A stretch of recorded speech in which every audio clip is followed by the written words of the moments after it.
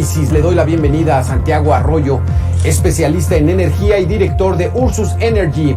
¿Qué tal? ¿Cómo estás? Me da mucho gusto saludarte. ¿Qué tal, Alberto? ¿Cómo estamos? Muy buenas tardes, gracias por la invitación. Y también, un placer. Y también le damos la bienvenida a Arturo Carranza, director de proyectos de energía de AXA Consultores. ¿Qué tal, Arturo? ¿Cómo estás? Hola, Alberto, buenas tardes, gracias por la invitación. Nuestro tema son energías limpias, el impacto que ha tenido, el impacto ambiental que puede tener esta reforma eléctrica.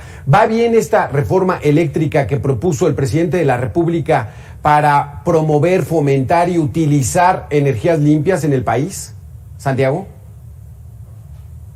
Bueno, desde el punto de vista estrictamente de transición energética y la visión que se tiene en diversas partes del mundo respecto de lo que ello implica sobre este pase de descarbonización, no nada más de la energía, sino también de los medios de producción, pues desgraciadamente la reforma eléctrica propuesta por la Oficina de Presidencia pues está lejos de cumplir con esas metas, ¿sí? Sobre todo porque se está haciendo una preferencia sobre los mecanismos que utilizan o las tecnologías que utilizan las energías fósiles, es decir, las plantas que generan a través de carbón, combustóleo, diésel y otros hidrocarburos, ¿sí? Y de esta manera también desplazan o desbancan de su justa lugar o posición a las energías renovables o a las tecnologías renovables, que son las que ahorita pues están dando pie a que se pueda hacer todo este tránsito hacia la descarbonización. ¿Por qué la producción y generación de energía eléctrica, Santiago, de la CFE es atrasada? O sea, ¿no tenemos manera de generar energías limpias? Bueno, como tal, México sí tiene el potencial energético en materia de energías limpias, claro que lo tiene. Ajá. Tan es así que tenemos un lugar, una posición, un geoposicionamiento muy privilegiado para generar con sol y aire. Sin embargo, esta situación que estamos viendo con la Comisión Federal de Electricidad va más relacionada con el tema de las inversiones. Sí, la Comisión Federal de Electricidad en los últimos años ha privilegiado todo lo que es el servicio de transmisión y distribución de electricidad, que es un buen negocio, y es buen negocio que está ahorita en la Constitución está reservado para el Estado mexicano. Sí, aparte, bueno, por otras consideraciones como un tema también de seguridad, ¿no? Por lo cual así está diseñado, así fue diseñado en 2013 y así continúa a la fecha. Sí, sin embargo, en materia de generación, la Comisión Federal de Electricidad de alguna manera dejó esta parte que es, digamos, más onerosa para la empresa estatal y obviamente para los bolsillos de los mexicanos, y le cede cierta parte de este sector o de este mercado a la iniciativa privada, es decir, le deja la oportunidad a la iniciativa privada de participar en este mecanismo, no nada más en el mercado eléctrico mayorista, sino también abre la posibilidad en 2013 con la generación distribuida, que son por un ejemplo así sencillo, son los paneles solares que ponemos en nuestras casas y negocios. Entonces diversifican esta parte y da la posibilidad también de que la CFE no cargue con este tipo de gastos que son sumamente onerosos para las finanzas tanto de la empresa como del Estado mexicano. Ok. Arturo, entonces, ¿qué de malo tiene que el presidente diga vamos a regresarle el sector eléctrico al pueblo de México? Alberto, en materia de emisiones contaminantes, de acuerdo al Laboratorio Nacional de Energías Renovables, esta propuesta constitucional que presentó el presidente Andrés Manuel López Obrador implicaría el aumento de 73 billones de toneladas de dióxido de carbono, en tanto que implica fortalecer la generación eléctrica de la Comisión Federal de Electricidad. En este sentido, hay que recordar que actualmente la generación eléctrica que viene de la CFE se basa principalmente en gas natural, el 60%, un 3% restante lo hace de la fuente del carbón y solamente el 7% lo hace a partir de fuentes limpias, principalmente de la hidroeléctrica, de suerte tal que, de acuerdo a las estimaciones de organismos internacionales, el hecho de que se pretenda fortalecer a la Comisión Federal de Electricidad significaría, insisto, aumentar en 73 millones de toneladas de dióxido de carbono las emisiones que nuestro país emite. Y en este mismo sentido me gustaría nada más terminar diciendo que, de acuerdo a la contribución nacional determinante que actualizó México, esto es el documento que establece las políticas que dictarán la política en materia de combate al cambio climático de México, se establece una reducción del 22% del 2013 al 2030 en toda la economía nacional, lo que significaría un contrasentido con respecto al impacto que tendría esta iniciativa constitucional. Santiago, el presidente acusa de que esta reforma energética aprobada en 2013 durante la administración del presidente Peña Nieto entregó todos los recursos naturales a inversionistas privados, inversionistas extranjeros, y eso vino a demeritar el desarrollo del país. ¿Esto qué tan cierto es? Bueno, desgraciadamente el argumento del presidente López Obrador es falso, dado que los recursos naturales, ahorita como está diseñada la Constitución del 2000, esta reforma constitucional del 2013, vamos a ver, lo de los hidrocarburos del subsuelo, es decir, lo que son los bienes, los recursos naturales de la nación, siguen siendo de la nación. Sí, ahí está. Incluso el TEMEC reconoce esta titularidad por parte del Estado mexicano. Sí, no hay ninguna, no hay nada fuera de ello. Ahora, en el sector eléctrico vamos a entender que es diferente.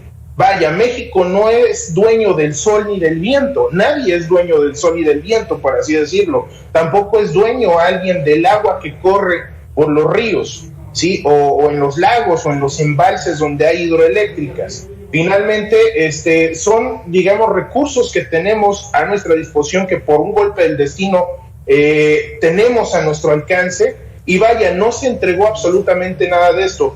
También hay un argumento relacionado a que se destruyó la Comisión Federal de Electricidad y se entregó o se privatizó. Tan es así que no es así, o sea, no existe tal circunstancia, toda vez que la Comisión Federal de Electricidad la controla, y de manera indirecta el presidente de la República, y de manera directa pues en sí la Administración Pública Federal. Tan es así que en su diseño legal del 2013, la Comisión Federal de Electricidad, tanto Petróleos Mexicanos, son propiedad del Estado mexicano, es decir, el presidente de la República es el dueño de estas empresas productivas del Estado.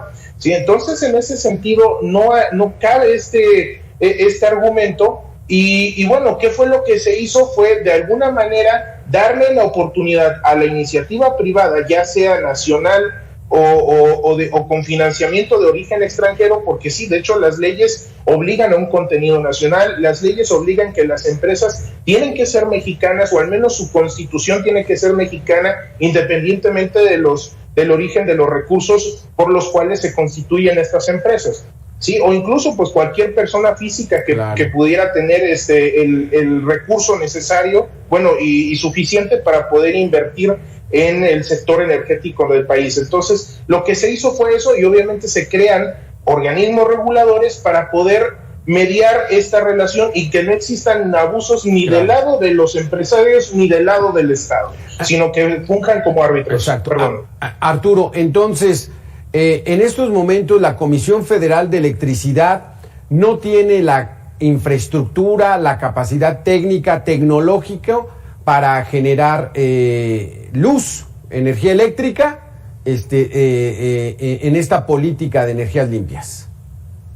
Bueno, actualmente, de acuerdo con las cifras de la Secretaría de Energía, la demanda máxima de electricidad está garantizada. Esto implica una participación no solamente de la Comisión Federal de Electricidad, sino también de empresas privadas que participan decididamente en la generación eléctrica con fuentes principalmente eólicas y solares. Sin embargo, hacia el futuro, y tomando en cuenta el incremento que se espera de la demanda eléctrica de 3% en los siguientes 3 años, existen serias dudas con respecto a que en el escenario de que la iniciativa se apruebe y que la Comisión Federal de Electricidad tenga la mano en el sartén para generar electricidad, se tenga esta misma empresa la capacidad para satisfacer el incremento de la demanda. En este sentido, bien vale la pena comentar que actualmente la Comisión Federal de Electricidad está llevando a cabo un programa muy ambicioso para ampliar su parque de generación eléctrica. Hasta el momento se han anunciado 6 ciclos combinados que están próximamente a anunciarse y otros tantos paquetes de centrales eléctricas justamente para incrementar la capacidad de generación y satisfacer la demanda eléctrica. Sin embargo, no está de más mencionar que el suministro confiable y seguro de la energía eléctrica solo se puede dar con la participación de los privados, tomando en cuenta que actualmente existe una variación muy grande en términos del consumo energético en todo el país. No es el mismo consumo energético que existe en la zona norte de México y lo que existe, por ejemplo, en la zona sur. Y en este sentido, en la medida en que la Comisión Federal de Electricidad vaya desarrollando su parque de generación, que le va a llevar tiempo en este mismo sentido, las empresas privadas van a poder satisfacer de manera confiable y segura, complementando a la CFE en el consumo de aquellas regiones donde el incremento de la demanda es mucho más alto, Alberto. Entonces, Arturo y Santiago, el concentrar toda la producción y distribución en manos de la CFE y no permitir el acceso de inversionistas privados, digamos, es un retroceso a los años 60, a López Mateos, es romper con una lógica de un mundo cada vez más globalizado. Sí, yo contestaría diciéndote que o sea, no sé si realmente significa un retroceso o no. Lo que sí tengo claro, porque es lo que las empresas privadas que ya participan en el mercado han expresado y que resulta evidente a todas luces, es que el cambio de reglas representa una gran incertidumbre con respecto al modelo de negocio de las mismas empresas, y esto ya está afectando al sector. La iniciativa presidencial, desde que se presentó, implica incertidumbre con respecto al presente en la operación de las empresas privadas que generan electricidad, y sobre todo implica incertidumbre con respecto al futuro. A ningún empresario le gusta que le cambien las reglas, y lo que estamos viendo esto es que implica un cambio profundo de reglas. Pero no solamente eso, actualmente estamos atravesando un momento donde las reglas que se construyeron a partir del 2013 no terminan de superarse, y donde las nuevas reglas no terminan de instaurarse, y en este periodo estamos presenciando una gran incertidumbre dentro del sector eléctrico que afecta no solamente al conjunto del sector energético, sino en términos generales a la economía y al ambiente de inversión, Alberto. Santiago, esta energía eólica, somos privilegiados como país porque tenemos muchas regiones donde pueden verse estos ventiladores gigantescos, ¿no? Que incluso, pues bueno, el presidente dice que afean ahí el panorama, por ejemplo, allá en La Rumorosa, allá en Tijuana, pero ante esta situación de privilegio natural que tenemos, debemos, CFE voltearía hacia allá, haría ese intercambio de energía para irnos con las fuentes eólicas y solares. Bueno, definitivamente vamos a enfocarnos a los hechos, ¿no? Los hechos, ¿cuáles son? La realidad de estos hechos es que finalmente la Comisión Federal de Electricidad y los organismos que regulan o que controlan el sistema, toda la industria eléctrica, es decir, el CENACE, el Centro Nacional de Control de Energía, y la Comisión Reguladora de Energía, han volteado a favorecer los mecanismos que no son renovables, es decir, al uso de combustóleo, al uso del carbón y al uso de combustibles fósiles como el diésel.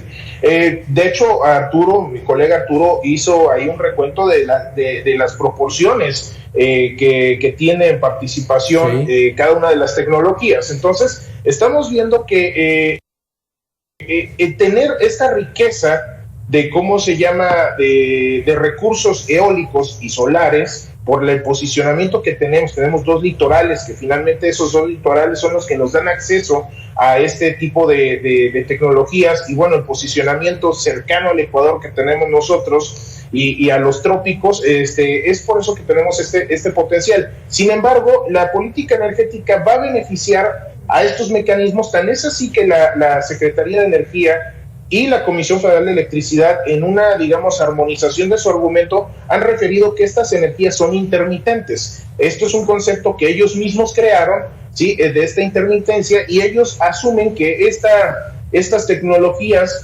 bajo su idea que ellos tienen, pues no es eficiente. Sí, dicen que en la noche no hay sol, que en la noche no hay sol, entonces la mitad del día no serían productivas. Exactamente, cuando tenemos en la actualidad tecnologías que aportan este respaldo o esta seguridad que se requiere a través de mecanismos de almacenamiento, o en todo caso también ya se cuentan con paneles solares que incluso trabajan en las noches, otorgando una eficiencia por encima de lo que es satisfactorio. Entonces, tecnologías hay. Ya existen esta posibilidad. Sin embargo, financieramente la Comisión Federal de Electricidad no puede acceder a esta tecnología porque finalmente la tecnología cuesta, y también ya vemos que la producción de tecnología se ha visto coartada con esta administración. Pues ya vemos toda la problemática que hay con los centros de investigación. Entonces, pues sí, ni de una ni de otra, pero tenemos todo ese potencial y no está siendo aprovechado. Una última pregunta para los dos, nada más con respuesta de sí o no. Santiago, ¿va a pasar esta reforma eléctrica como la presentó el presidente? No creo. Arturo, ¿pasará o no pasará? Está en duda la decisión de Arturo. No, hombre, muchísimas gracias. Tuvimos una pequeña falla ahí con Arturo Carranza, a quien le damos muchísimas las gracias, director de proyectos de energías en AXA Consultores, y a Santiago Arroyo, especialista en energía y director de Ursus Energía. Muchísimas gracias por haber estado con nosotros. Para conocer el costo promedio de la tarifa eléctrica